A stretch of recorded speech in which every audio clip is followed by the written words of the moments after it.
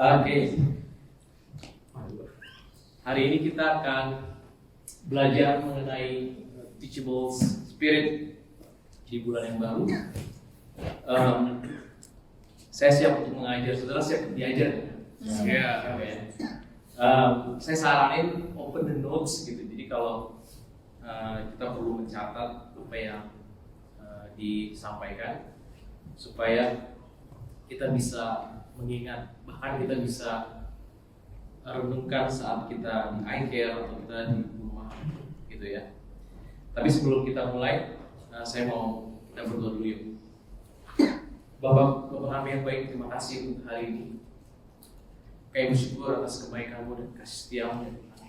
Terima kasih. Kami percaya bahwa 2-3 orang berkumpul dalam nama-Mu, Kau hadir. Kau hadir di tengah-tengah kami. Tolong kami Tuhan bisa mengerti setiap apa yang Kau ajarkan kepada kami ya Tuhan. Bukan hanya itu, kami berdoa supaya apa yang kami dengar bukan hanya sekedar menjadi informasi, tapi bisa menjadi transformasi kehidupan kami. Dalam nama Tuhan Yesus Kristus kami siap untuk belajar. Amin. Amin. Oke, hari ini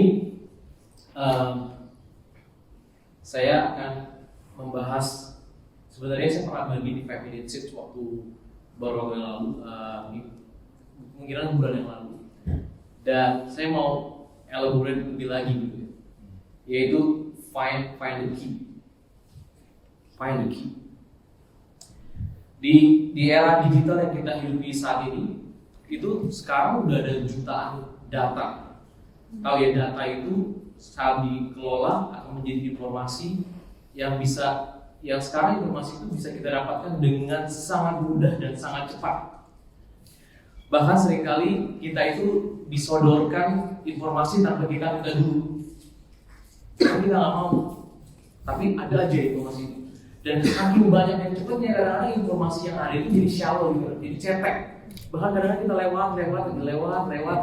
Bahkan karena sering kita lewat-lewatin ada informasi yang penting, jadi kita lewatin juga. Gara-gara semakin banyaknya banget informasi yang kita peroleh. Orang itu berlomba-lomba membuat konten yang sebisa mungkin dicari dan diminati orang-orang. Ya. Sebagai imbalannya orang konten kreator itu mendapatkan uang. Ya. Nah, semakin banyak yang berpartisipasi, semakin membludak juga informasi tersebut. Banyak informasi yang kita atau artikel, konten itu ya menjawab pertanyaan kita. Teman-teman yang mau belajar musik ada aja gitu loh. Teman-teman mau belajar bikin video kayak Grace tuh, sertanya langsung dapet gitu ya. Dan bahkan sekarang itu ada teknologi namanya AI ya. Yang sekarang kita kenal tuh ChatGPT, yang menolong banyak orang dalam studi. Siapa yang dibantu sama ChatGPT yang aku? Ayo angkat tangan yang dibantu, yang kuliah siapa aja? Ya ada 3 orang di situ. Ya yang kerja juga ada yang dibantu sama ChatGPT. Ini ada contohnya nih ya. Jadi apa sih yang membedakan ChatGPT itu dengan Google Search? Pernah mikir nggak? Ternyata ChatGPT itu lebih menarik karena dia keywordnya adalah human interaction, ya. Itu seolah-olah kita berbicara langsung kepada orang atau kepada expert. Kalau kita berbicara sama orang sekarang ini, WhatsApp, misalnya pakai WhatsApp atau pakai kita ada media namanya WhatsApp, tinggalin pesan, orang itu baca atau enggak, apa nanti dia reply, baru kita dapetin. Jadi ada namanya middle person, ya. Kita dibantu sama dia. Tapi sekarang enggak lagi. Kita langsung berinteraksi dengan yang namanya komputer. Sama komputer. Bisa saudara bayangin nggak? Nanti ini ada bahaya juga. Kenapa sudah saya bahaya?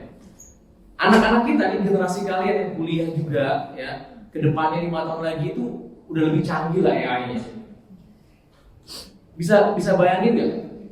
Anak kita nanya nih, kita misalnya kayak anak saya Justin, tanya, aduh sibuk nih, atau lagi sibuk main screen time, kita nggak jawab dengan baik gitu ya. Terus kemudian entah kita capek dan sebagainya, tiba-tiba ketemu sama GPT, dia nanya langsung dijawabnya memuaskan lagi. Bayangin itu, sama kita orang tua wah nggak ditanya, nggak dijawab. Nah masalahnya kalau nanti anak-anak kita nanya langsung, nggak nanya lagi human, nggak nanya lagi kita, yang menjadi problem tuh isinya apa yang akan dikasih. Karena ini langsung door to door, langsung dijawab sesuai dengan pesanan orang yang buat itu. Ya, company-nya sekarang nilai paling besar OpenAI. Karena informasi yang diberikan itu bisa menjadi seed atau benih. Saya coba kemarin nih. Oh iya, kecil ya. Saya ketik, what is the purpose of rainbow? Saya pengen tahu. Ada Tuhan nggak sih di situ? Karena Bible itu lah the best selling book. Ya, tahun 2001 kemarin dibilang 5 billions kejual Alkitab, number one. Tapi saya pengen tahu, ada nggak sih definisinya di sini? Saya pengen tahu aja. Orang yang buat itu, karena anak-anak kita kan nanya, what is the purpose of rainbow? Pas saya tanya, oh nggak ada loh. Padahal kalau bilang reference point yang paling valid adalah yang paling the best selling book itu, tapi nggak pernah ditulis. Bahkan yang ada ditulis ada nomor 2, ada LGBT juga. Di situ nggak ditulis. Bisa bayangin teman-teman, anak kita itu gimana nanti? Udah nggak nanya kita lagi orang tua. I don't care. Apalagi kalau misalnya kita itu udah nggak ngasih contoh sama anak kita kasih handphone, kita kasih apa, terus kita ajak, ayo kita ibadah, ayo kita, orang tuanya diajak, ayo bagus tadi nggak mau ah. Dia langsung gak ada punya pandangan lagi. Mana yang benar? Saya harus ikutin yang mana? Karena kita nggak ngasih contoh. Dan ini yang terjadi. Ini menarik sih. Pas lagi saya lihat gambar ini. Padahal ada gambar di luar. Maksudnya ada yang real, tapi orang lagi memilih untuk lihat dari screen. Ini yang terjadi sekarang. Bahkan akan lebih buruk lagi menurut saya ke depan. Jadi saya himbau gitu ya untuk kita semua untuk bisa pay attention, karena arahnya itu nanti kita bisa lihat ya. Dan saya percaya pasti nanti akan ada rulesnya juga bagaimana mengatur penemuan yang hebat ini. Sama seperti waktu lagi mobil diciptakan pertama kali, orang semikir gimana supaya nggak membahayakan, makanya dibuat jalanan, aturan dan jalanan sebagainya. Ini belum ada aturannya, belum. Jadi orang-orang yang kerjanya adalah fine art, digital art dan sebagainya itu bakal ke-replace, percayalah. Nanti saya kasih ini gambar ini saudara, yang sebelah kanan itu di-generate sama AI, namanya DALL-E. Saya cuma ngasih keyword, bikin gambar yang ada kunci sama puzzle-nya, digital art. Ini license-nya free, saya bisa download, saya bisa pakai, saya bisa print, saya bisa pakai apa, nggak ada yang namanya license. Ini di-generate sama AI. Buat contoh aja ya. Jadi bisa bayangin nanti pekerjaan orang yang desainer itu, semua gambar tuh bisa dibuat canggih banget. Saya biasanya langsung ke website dulu, ke website tertentu saya cari gambarnya, terus saya lihat license-nya bisa nggak dipakai, baru saya download. Nah ini enggak, sekarang saya langsung aja ke bikin instruction, langsung diciptain.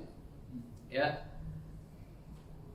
Nah, tapi banyak hal-hal yang tidak dapat dijawab oleh AI juga atau Google dan sebagainya. Dan kita juga nggak mendapatkan jawaban yang tepat dari masalah yang kita hadapi. Nah, dalam hal inilah kita membutuhkan hikmat yang datangnya dari Tuhan. So, what is wisdom? Apakah hikmat? Hikmat adalah sesuai dengan definisi ini ya. Hikmat adalah kemampuan menimbang suatu perkara atau masalah, membedakan apa yang baik dan yang jahat untuk dapat mengambil keputusan dengan adil. Jadi Salomo minta hikmat kepada Tuhan, dikatakan seperti ini, maka berikanlah kepada hamba-Mu ini hati yang paham menimbang perkara untuk menghakimi umat-Mu dengan dapat membedakan antara yang baik dan yang jahat. Sebab siapakah yang sanggup menghakimi umat-Mu yang besar ini? Nah, hikmat ini menurut saya penting. Kalau ada orang punya masalah finance, itu biasanya bukan karena dia punya masalah keuangan. Orang tersebut memiliki problem yang namanya wisdom. Kalau ada orang mengalami masalah dari kesehatan, itu bukan masalah kesehatan, tapi tapi hikmatnya nggak ada di kesehatan. Ya. Kalau kita lihat ada yang namanya dokter, tahu dokter ya, tahu yang merokok itu apa membahayakan, tapi dia dengar, dia lihat itu atau lihat iklan dan sebagainya, merokok dapat menyebabkan kanker dan sebagainya. Yang dijadikan itu cuma informasi, oke, no, karena itu bukan wisdom. Nah, apa benefit dari wisdom? Katanya begini, wisdom itu kalau bisa ngomong, dan itu dicatat sama Salomo, katanya, I love those who love me, and those who seek me, find me. With me are riches and honor, and doing well and prosperity. My fruit is better than fine gold, but I yield surpasses choice silver. Terus kemudian saya tambahin lagi, ada suatu action yang harus kita lakukan, itu find. Dan tadi ayat itu bilang find. For those who find me, find life and receive favor from the Lord. But those who fail, katanya, fail to find me, harm themselves. All who hate me love death. Saya tambahin lagi, benefit. Saya berharap teman-teman harus dari tempat ini coba cari hikmat. Katanya dalam Proverbs 3 ayat 16 dibilang gini, long life atau umur panjang itu in her right hand. Nah, hikmat itu selalu berhubungan dengan balance, ya, menimbang. Apa yang ada di tangan kirinya katanya? Riches and honor. Ya, saya sering berkali ngomong, manusia itu kita sering banget pinter yang namanya menghitung apa? Uang yang di sebelah kiri. Oh, jagonya minta ampun. Hitung-hitungannya jago banget. Kalau interest rate segini, gue harus ngapain? Wah, jago deh pokoknya. Kalau gue beli ini, gue dapet returnnya apa? Jago. Kiri-kirinya jago deh. Ya, untuk dapetin honor, fame, jago. Ngitungnya jago banget. Tapi jarang orang jago menimbang di sebelah kanan, long life. Makanya Musa mengajarkan apa? Dalam Psalm 19 verse 12. So teach us to number our days, yang sebelah kanan. Teach us to number our days, that we may get a heart of wisdom. Banyak orang tuh pincang, hanya pikirannya cuma yang di sebelah kiri itu. Ya. Jadi kalau teman-teman dan kita semua kalau mau mengambil keputusan, kita harus menimbang, jangan sampai berat sebelah. Jangan hanya mikirin materi. Ya, kita mengorbankan banyak hal. So where is wisdom? Kita belajar ya. Katanya begini. Oh, kecil banget ya.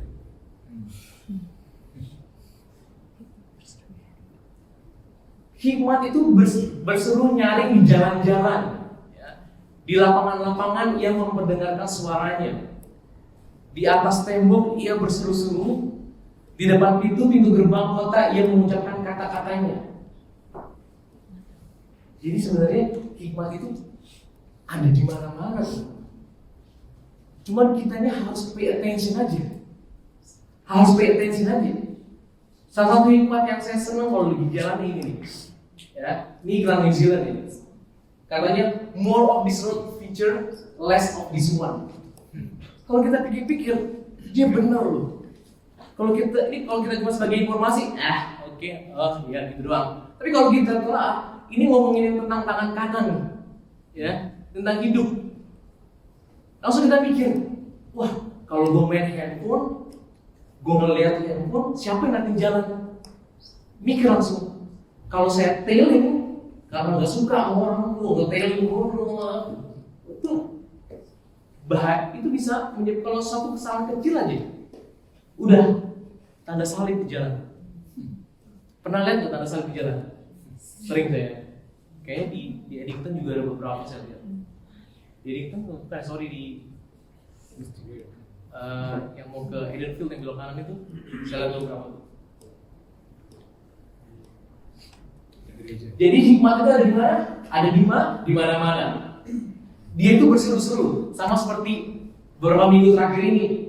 Semua orang menyerukan, ikut kelas kamu.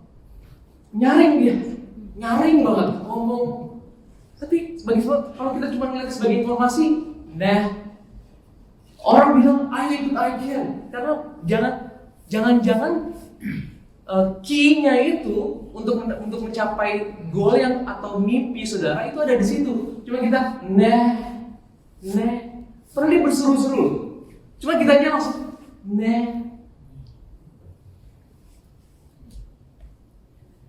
just pay attention. Ini tadi Pak. Dan Yesus juga pernah ngomong begini. Kita itu sebagai pengikut Tuhan diberikan karunia untuk mengetahui rahasia. Waktu itu Yesus kan kalau ngomong banyak kan dari perumpamaan. Terus murid-murid tanya, kenapa kamu perlu berbicara dari perumpamaan? Dia bilang seperti ini. Maka datanglah murid-muridnya bertanya kepada Yesus, mengapa engkau berkata-kata kepada mereka dalam perumpamaan? Jawab Yesus, kepadamu diberi karunia untuk mengetahui rahasia kerajaan surga. Nah, rahasia di sini dalam bahasa Greeknya itu misteri katanya, misteri. Tetapi pada mereka tidak, karena siapa yang mempunyai padanya akan diberi sehingga yang berkelimpahan. Tetapi siapa yang mempunyai apapun juga yang ada padanya akan diambil daripadanya. Siapa yang suka main game misteri? Saya senang banget.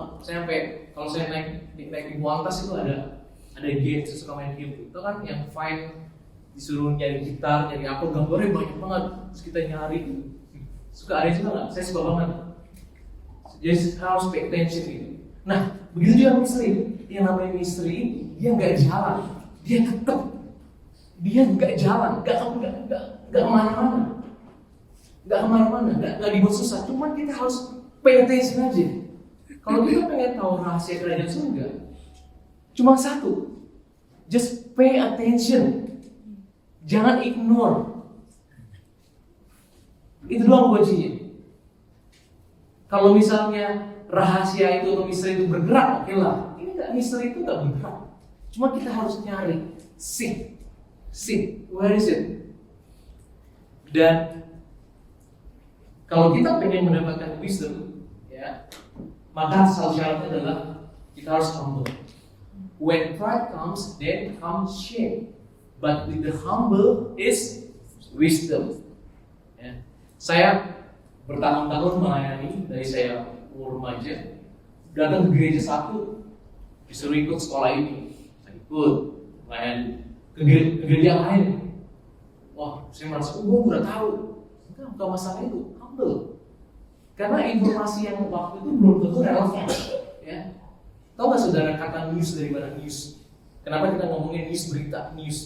News itu artinya something yang new, yang artinya kalau kita udah mendengarnya, kalau kita mendengarnya basi. Pernah nggak dengar ada orang ngomong ke kita, lu denger ini nggak? Oh, gue udah dengar, itu berita kemarin. Lu baru dengar sekarang. Nah, kayak gitu. Jadi kita harus mau diajak. Saya ikut ke gereja lain, saya juga ikut. Apa sih yang menjadi pengajaran mereka? Walaupun kadang-kadang penting nggak sih? Kita kadang-kadang ada egonya gimana? Tapi, well, we need to be humble. Jadi saya menyarankan untuk teman-teman di sini semua, apalagi yang udah melayani di sini, yang belum ikut kelas camp, ikut deh, ya. Masih ada nggak sih promosi minggu depan? Masih ada ya? Masih. Saya harap next batch-nya ikut, ya. Minggu lalu saya datang, minggu lalu ada beberapa orang yang datang. Minggu lalu tuh ada khotbah yang menarik, ya. Katanya ada pemimpin yang kaya, ya. Dia berlari, terus sambil berlutut, bilang sama Tuhan Yesus, guru yang baik, apa yang harus aku lakukan untuk mendapat hidup kekal? Dia bertanya, ya. Saya pikir dia cukup humble dengan sikapnya, betul ya? Sikapnya udah humble, udah nanya. Tapi kenyataannya pas lagi dikasih jawaban, apa yang terjadi? Hanya sekedar informasi. Itu yang membedakan. Tapi kalau hikmat, kita pasti akan melakukannya. Apa yang harus kita lakukan, teman-teman? Kita harus mencari. Dan tadi kita ngomong, Alkitab berkata, seek, find me, and find me. Nah, di Yakobus juga ada ngomong, kalau kamu kekurangan hikmat, mintalah. Jadi kalau teman-teman pengen, kita tuh punya hikmat bukan untuk kita hebat, enggak sama sekali. Tapi Kenapa kita perlu hikmat? Supaya kita tuh hidup berkemenangan, supaya kita tuh bisa enjoy the life, supaya kita tuh bisa set the ekspektasi. Nah kalau kita nggak punya hikmat ini, apa yang terjadi? Saat kita ada problem, kita langsung bingung. Wah, kenapa ini terjadi? Tapi kalau ada hikmat, nanti akan dikasih tahu kenapa. Ya, karena di situ nanti akan diukur yang tangan kanan dan tangan kiri. Kenapa? Waktu ngambil keputusan juga haruskah saya ambil pekerjaan ini? Itu bisa menimbang. Ya. Di sini katanya kuncinya adalah seek, ask, seek, and knock the door. Yesus kasih perumpamaan. Lalu katanya kepada mereka, kepada murid-murid juga, jika seorang di antara kamu pada tengah malam pergi ke rumah seorang sahabat dan berkata kepadanya, saudara, pinjamkanlah kepadaku 3 roti, sebab seorang sahabat yang sedang berjalan singgah ke rumahku dan aku tidak mempunyai apa-apa dihidangkan kepadanya. Nah, perlu nggak? Saya kasih konteks ya. Zaman dulu itu nggak ada yang namanya WhatsApp atau email. Gue mau ke malu ya, gue mau nyampe nih 3 jam lagi nggak ada. Dan kadang-kadang orang tuh suka jalannya untuk menghindari panas, dia jalannya malam supaya nyampe malam gitu. Ya. Waktu dia nyampe, orangnya juga kaget. Wah, saya nggak punya roti. Di bangsa Israel saat itu mereka punya custom kebiasaan, mereka buat roti pagi-pagi. Ya, jadi kalau misalnya ada orang habis, tangganya itu ngasih, tapi minjem ya, tapi dibalikin lagi keesokan harinya. Nah, di sini jangan berprasangka buruk bahwa orang yang minta ini adalah orang yang miskin. Enggak juga, karena dia memang nggak punya roti. Sebab seorang sahabatku sedang berada berjalan singgah ke rumahku dan aku tidak mempunyai apa-apa untuk dihidangkan kepadanya. Masakan ia yang dalam rumah itu akan menjawab, jangan mengganggu aku, pintu sudah tertutup dan aku serta anak-anakku sudah tidur. Aku tidak dapat bangun dan memberikannya kepada saudara. Gini juga, rumah kita sekarang rumah modern, benar ya? Ada kunci, kan? Ada lock gitu doang. Zaman dulu nggak gitu. Rumahnya itu repot pokoknya kunci. Jadi mereka tuh biasa kalau during the day dibuka pintunya, tapi kalau lagi malam-malam itu ada banyak prosedur, pakai balok lah, gitu kan. Terus nggak ada switch lampu loh. Mereka pakai lampu itu loh.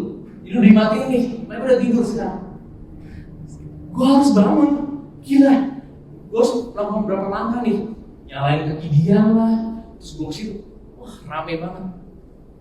Tapi karena makanya dibilang pintu sudah tertutup. Terus apa yang terjadi? Aku berkata kepadamu, sekalipun ia nggak mau bangun dan memberikannya kepadanya karena orang itu adalah sahabatnya, namun karena sikapnya yang tidak malu itu, ia akan bangun juga dan memberikan kepadanya apa yang diperlukannya. Oleh karena itu aku berkata kepadamu, mintalah. Dalam ini hikmat, which is the key. Ya? Maka akan diberikan kepadamu, tapi kita harus cari. Minta itu adalah suatu currency yang dimengerti oleh kerajaan surga. Jangan kita berharap, Tuhan kan tahu segala-galanya, kenapa saya harus minta? No. Tuhan itu nggak bekerja berdasarkan demand atau suatu kebutuhan, tapi ada yang minta, yes, dan dia akan kasih tahu di mana tempatnya. Karena misteri atau kunci itu nggak bergerak, kita harus cari, dan kamu akan mendapatnya. Dan kadang-kadang kita harus bertanya sama orang. Untuk bertanya atau ketok pintu itu butuh kerendahan hati, ya, butuh keberanian juga.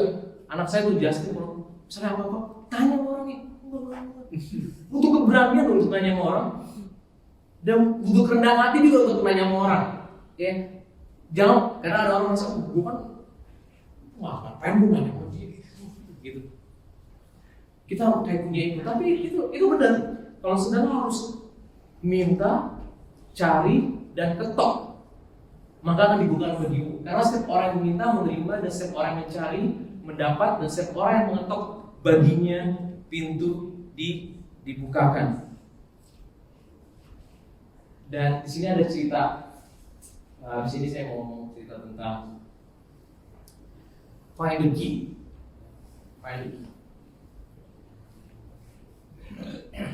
Setiap daripada kita ini punya mimpi, punya cita-cita, mungkin Tuhan tahu desire, ada kerinduan untuk sukses dalam bidang ini, apapun itu ya. Dan kita hanya cuma butuh key, satu kunci doang untuk bisa membuka pintu. Ya. Karena kalau kita nggak dapatkan key ini, pintu itu tetap terkunci. Dan kadang-kadang kita juga ketemu sama banyak kunci, itu juga jadi challenge lagi. Kunci yang mana yang tepat dari beberapa kunci ini?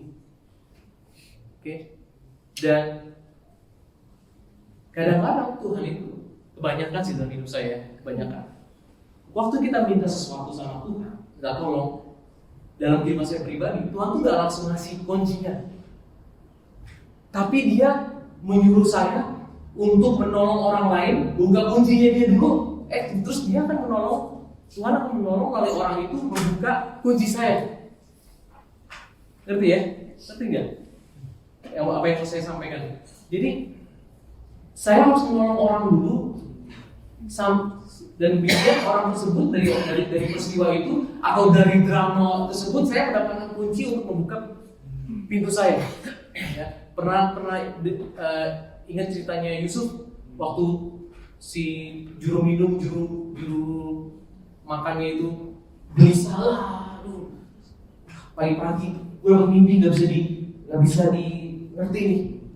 Si Yusuf cuma bantu doang kan, bantu masalahnya dia, dan itu mengasih kunci buat dia ke tujuannya, ke mimpinya dia. Oke. Dan hari ini kita akan belajar dari Saul. Tahu King Saul ya, the first king in Israel. Ini ayat cukup panjang. Kalau kamu mau punya Alkitab, baca ya. Ini karena kecil. Saya berharap bisa buka Electronic Bible-nya di 1 Samuel 9 ayat 1 sampai 26. Ada seorang dari daerah Benyamin namanya Kis bin Abiel bin Zeror bin Bekorat bin Afia, seorang suku Benyamin, seorang yang berada.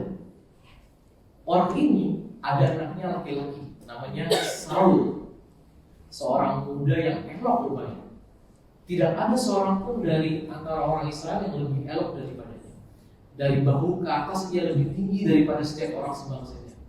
Kis ayah Saul itu kehilangan keledai betinanya. Wah, ini harta, bener kan? Karena betina lagi, dia kan akan menghasilkan keledai yang lainnya. Ayo, karena sama-sama dengan saya, kehilangan. Nah, jadi ini ada missing nih, ada something missing. Ya. Sebab itu berkatalah Kis pada Saul anaknya, ambillah salah seorang bujang, bersiaplah dan pergilah mencari keledai-keledai itu. Nah, si Saul punya misi mencari apa? Keledai-keledai. Bukan masalah dia loh, punya bapaknya. Ya. Dan dia ngomong yes, dia ngomong iya. Lalu mereka berjalan melalui pegunungan Efraim. Oh, ini nggak naik mobil loh, jalan loh. Wah, nggak ketemu. Juga mereka berjalan melalui tanah Salisa. Ini kayaknya teksnya pendek banget ya. Langsung berjalan, tapi kenyataannya itu berkilometer, ya. Tetapi tidak menemuinya. Kalau saya sih udah nyerah kali ya. Kemudian mereka berjalan melalui tanah Sahalim, tetapi keledai-keledai itu juga nggak ada. Kemudian mereka berjalan melalui tanah Benyamin, tapi tidak ditemuinya. Ketika mereka sampai ke tanah Zum, berkatalah Saul kepada bujangnya yang bersama-sama dengan dia, mari kita pulang. Nanti ayahku tidak lagi memikirkan keledai-keledai itu, tapi malah khawatir mengenai kita. Tetapi orang ini, si bujangnya itu, di mana posisinya lebih rendah daripada Saul, ya, dia ngomong apa? Berkata kepadanya, ngasih saran. Tunggu, di kota ini sebelum kamu mengambil keputusan itu, saya mau ngasih kamu wisdom, ya. Kamu timbanglah dalam hidup. Tunggu, di kota ini ada seorang abdi Allah, seorang yang terhormat. Segala dikatakannya pasti terjadi. Marilah kita pergi ke sana sekarang juga. Mungkin ia dapat memberitahukan kepada kita tentang perjalanan yang kita tempuh ini. Jawab Saul pada bujangnya, tetapi kalau kita pergi, apakah yang harus kita bawa kepada orang itu? Sebab roti di kantung kita telah habis dan tidak ada pemberian untuk dibawa kepada abdi Allah itu. Apakah ada pada kita? Jawabnya itu pada Saul, yang bujangnya baik sih. Dia belum punya spare. masih ada padaku seperempat sikal perak, itu dapat aku berikan kepada abdi Allah itu, maka ia akan memberitahukan kepada kita tentang perjalanan kita.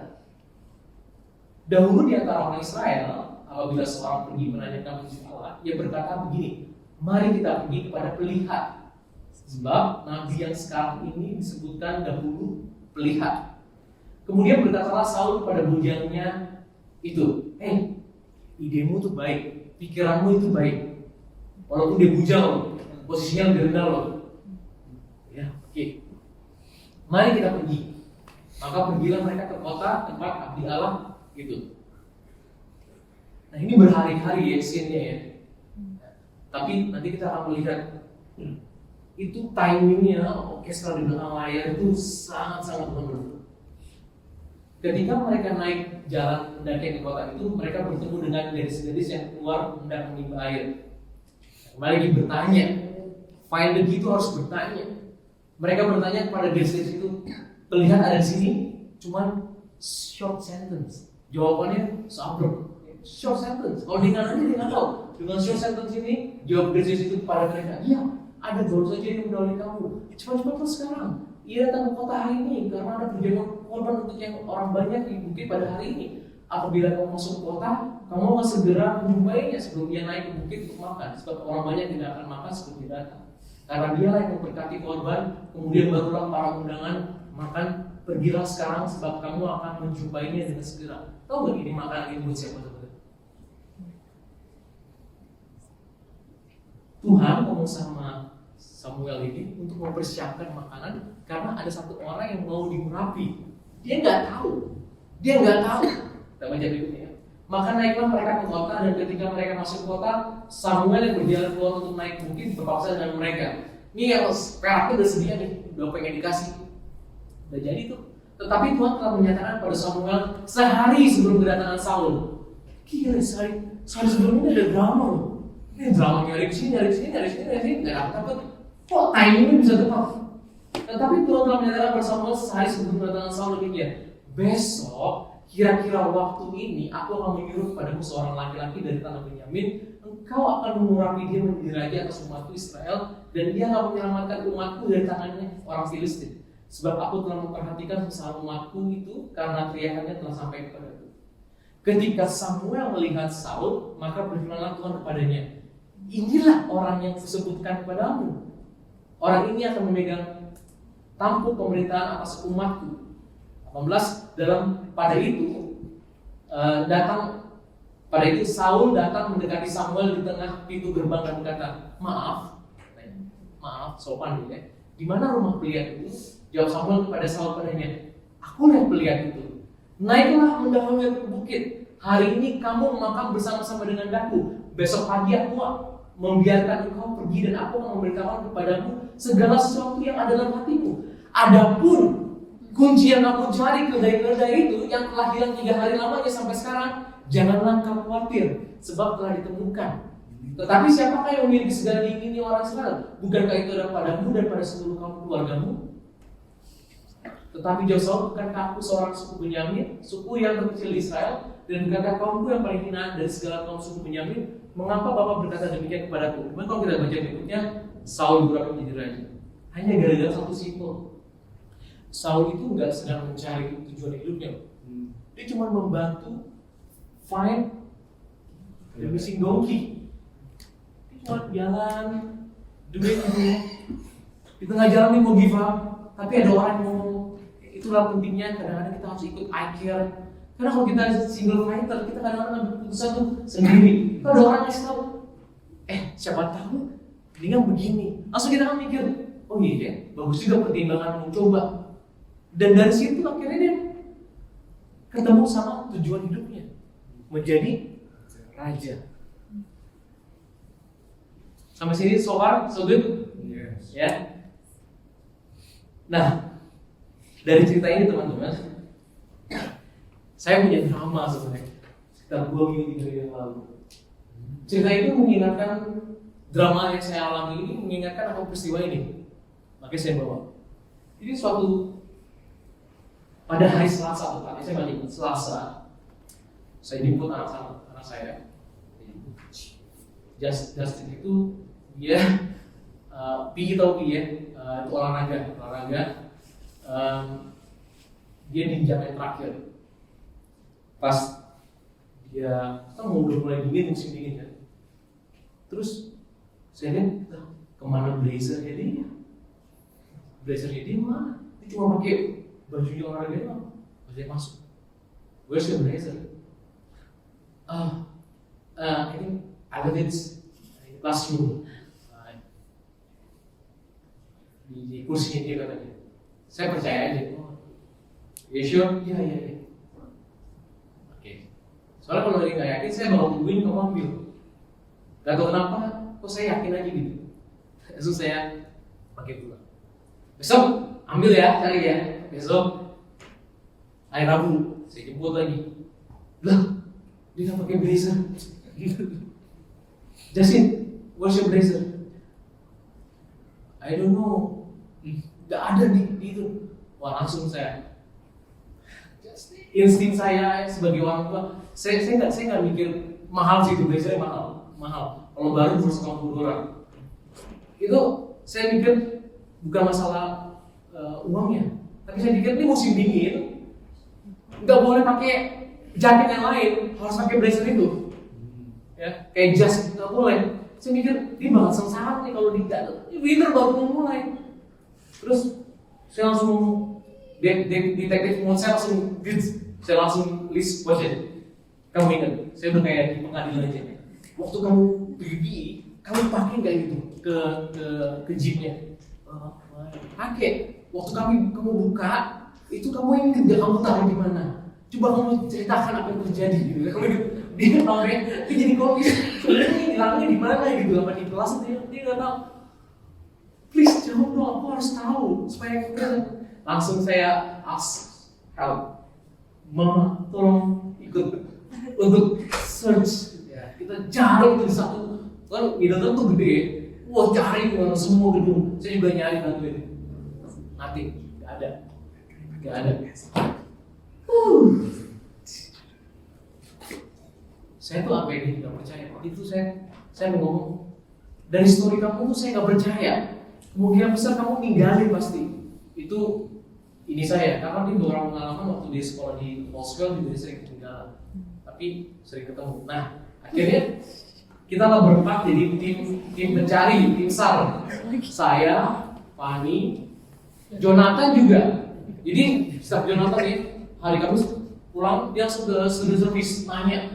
Ibu nanya sama ibu itu udah ketemu belum? Jumat juga gitu belum. Senin juga belum.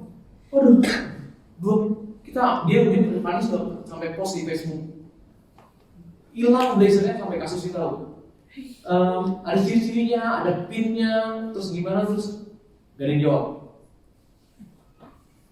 Saya udah ke tempat shopnya juga untuk beli. Pas saya mau beli gini, kayak ngomong jangan.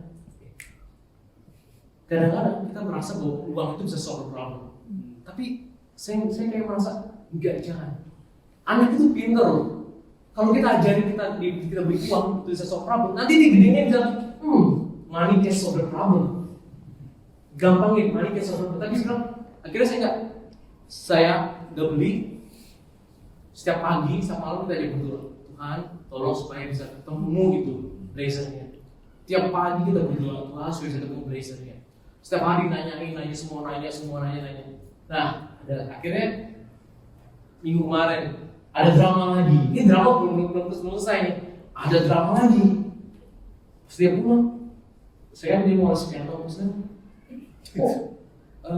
Sweater, dia pakai sweater sekarang. Karena saya minta sekolah untuk kasih blue slip supaya dia tuh bisa jadi exception, dia nggak ditegur kasih surat kalau dia nggak pakai blazer. Ya. Terus pas dia bilang, sweaternya dia bolong, ada bolongnya, ini punya kamu atau punya siapa? Oh saya lihat, ini bukan punya kamu Justin. Kita belum selesai, kenapa ini ada lagi problem ini?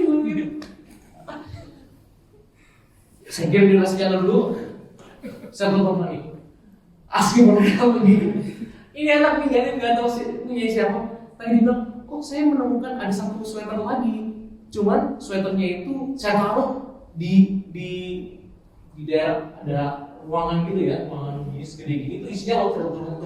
Kamu naruh di loker kamu? Bukan, saya taruh sembarangan. Jadi dia punya orang lain. Saya panggil, datang ya sekolah, langsung datang ke sekolah, kita setelah jam 4 sih ke sana, dia lari duluan, Jasin udah lari duluan, dan dia ketemu. Di mana kamu taruh? Di situ. Wah, tahu nggak di situ sembarangan. Kalau besok pagi dia ada orang datang itu pasti hilang punya kamu. Terus dia mau naruh punyanya orang itu temannya yang lain di kelas yang lain, dia mau kalau no, do the right thing. Namanya siapa? Oh, ada guru. Kamu tahu sering di mana mau di kelas ini? Tahu, cari namanya taruh. Dan di situ kita sebenarnya mau nyari sweater, nggak nyari jas, nggak nyari blazer. Tapi paling dia kepikiran, karena saya search itu di ruang teater itu ada lemari ya, beneran lemari ya. Lemari yang 2 minggu lalu dia lihat itu ada blazer, tapi namanya nama orang, namanya Elis kalau nggak salah. Terus pas lagi dia datang lagi hari itu juga, kok blazer yang sama masih ada juga di situ. Terus dia kasih pertimbangan ke saya, bagaimana kalau kita ambil ini, bukan kita curi, bukan, dan kita nanti balikin ke orangnya, oke? Pas kita lihat di dalam kantongnya itu ada namanya, ternyata ada namanya dia dan juga ada jadwalnya dia, ada timetable. Terus salah satu timetable-nya itu ada nama yang Jasin kenal. Oh, I know this girl katanya. Ya udah, kita ambil. Karena ini blazernya ada, kalau perempuan tuh ada garis di sini, jadi tidak bisa pakai. Kita bawa pulang. Saya ngomong ke Justin, tomorrow, what we need to do? Give this to that person. Karena this is, I think, the key, the puzzle. Biar ini sebagai input kita lempar ke proses apa yang terjadi. Dia bilang gitu aja. Ambil di pagi-pagi, terus dimasukin lah. Dia kasih ke orang melalui perantara, dan kemudian ini pas lagi saya jemput dia pulang, saya lihat, wih, dia pakai blazer. Wah, blazernya dia nih. Saya tertarik dong. Gimana prosesnya dia dapet? Dan ini ceritanya. Dia pas lagi dia masuk, dia ngasih ke orang itu, dan entah gimana pas lagi dia udah berapa lama dia lagi duduk, ada orang yang datengin lagi, naruh blazer, di mana tuh blazernya dia? Karena ada penitinya di situ yang udah tanda-tandanya. Tapi blazernya itu sebenarnya saya udah namain di berbagai macam tempat. Di sini saya kasih nama Justin, di sini kasih nama Justin. Pas saya lihat semuanya udah dirobek, digunting. Wih, gila nih ada modus banyak juga nih di sekolah Kristen juga. Terus, tapi saya bersyukur. Kenapa saya lakukan writing? Karena begini, memang goal kita cuma mendapatkan blazer, ya. Walaupun tadi ada masalah drama untuk mencari sweater, tapi dari sweater itu kita mendapatkan blazer akhirnya, benar nggak? Tapi saya percaya, saya nggak tahu siapa yang memutuskan untuk menggunting itu, supaya nggak bisa track entah mamanya atau bapaknya atau dirinya, saya nggak tahu. Ya, tapi saya mau ngasih pesan sama orang-orang tersebut bahwa, hey, maybe you have prayed before so that you find blazer.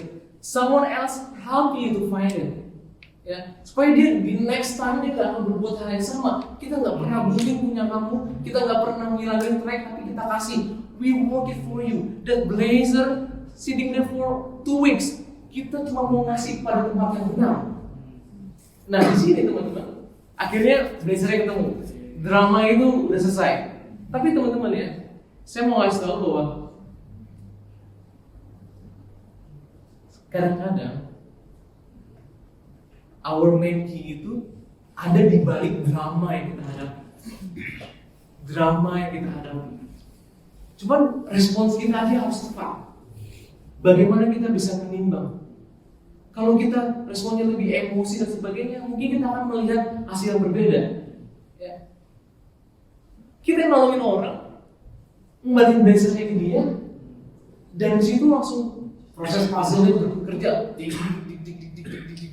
Orang data anonim ngasih ke Jasin, terus si Jasin mau ngomong, I want to find that person. Wah, he got this.